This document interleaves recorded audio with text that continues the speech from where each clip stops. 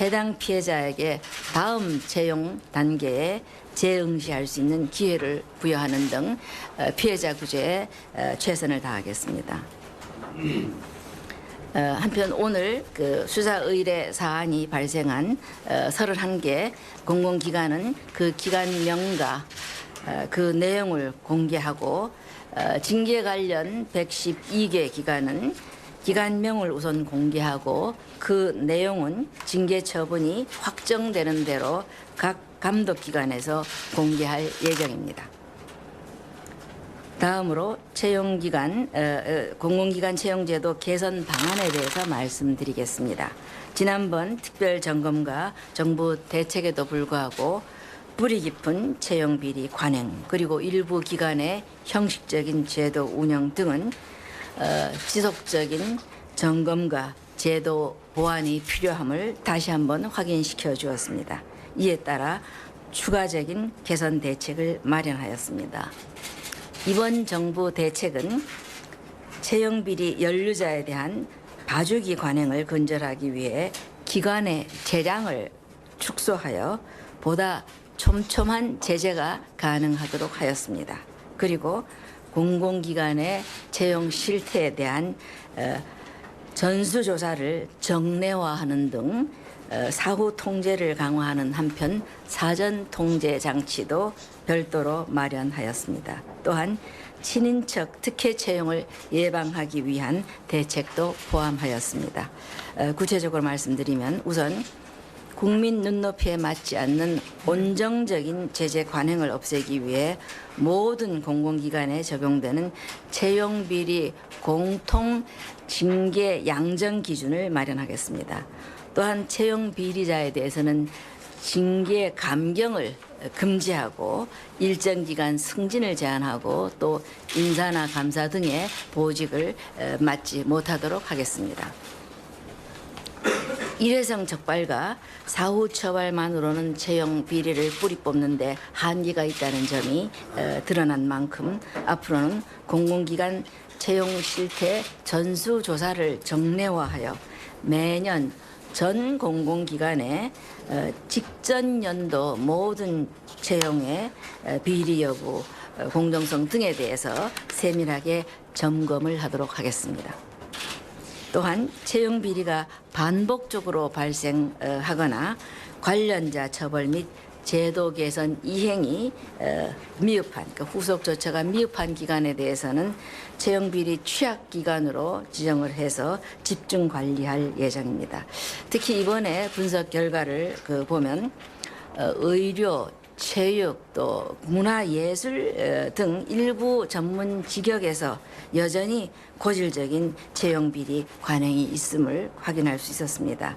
수사 의뢰 기관 36개 36건 중에서 19건이 지금 언급한 그 직역에서 발생한 일이었습니다. 그래서 올해는 국공립병원 또 체육회 등 해당 업역의 공공기관에 대한 특별 종합조사와 기관별 원인 조사를 실시해서 이에 대한 즉각적인 개선책을 마련하도록 하겠습니다. 또한 비리 발생 전 사전 통제를 강화하기 위해 채용 계획을 미리 감독기관과 협의하도록 하고 현재 매뉴얼로 운영 중인 채용 절차 및 기준을 기관의 사유로 상향시켜서 또 구체화해서 그 규범성을 높이도록 하겠습니다. 그리고 기관장 등의 지나친 재량을 부여하는 특별 채용 규정을 일괄적으로 정비하겠습니다. 공신력 있는 외부 전문기관의 통합 채용이나 또 위탁 채용 이것도 가능한 한 활성화하도록 해서 채용 과정의 공정성을 도모하도록 하겠습니다. 또한 특정인을 선발하기 위해서 내부인과 유사한 외부위원, 퇴직자라든가 또 혹은 전형 단계별로 같은 위원을 반복해서 위촉하는 등의 편법을 차단하겠습니다. 고용부 워크넷에 공공기관의 모든 채용 정보를 앞으로는 등록하도록 해서 공공기관 취업을 희망하는 구직자의 정보 접근성을 높이는 동시에 채용 과정의 투명성도 제고하겠습니다. 마지막으로 친인척 등에 대한 특혜 채용 방지 대책을 말씀드리겠습니다. 누구든지 채용과 관련한 부당한 청탁, 압력, 강요 등을 할 수 없도록 채용 절차의 공정화에 관한 법률을 개정하겠습니다. 그리고 청탁금지법도 개정해서 공직자의 민간에 대한 부정 청탁을 금지하고 공직자의 가족 채용, 특혜 방지 등의 내용을 담는 이해충돌 방지법 제정도 추진하겠습니다. 친인척 부당 채용에 대한 책임성을 강화하기 위해서 공공계약 시에 민간업체가 공공기관 임직원 등에게 부정한 취업 특혜를 제공한 경우에는 계약을 취소할 수 있도록 국가계약법 그리고 지방계약법 시행령을 개정하겠습니다. 또한 공공기관의 친인척 채용 현황을 앞으로는 기관 홈페이지 등에 의무적으로 공개하도록 해서 채용의 투명성을 높이도록 하겠습니다.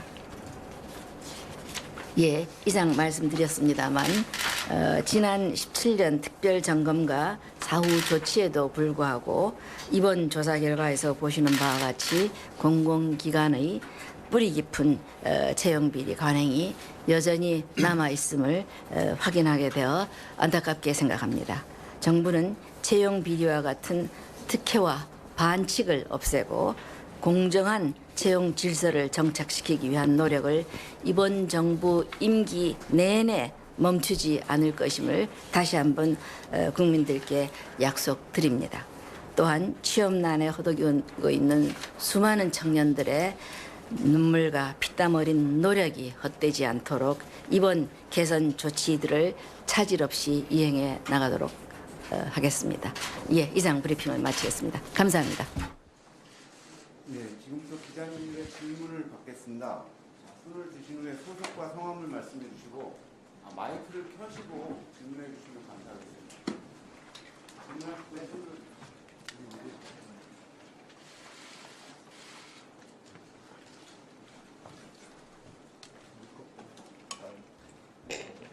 KBS 최영원 기자인데요.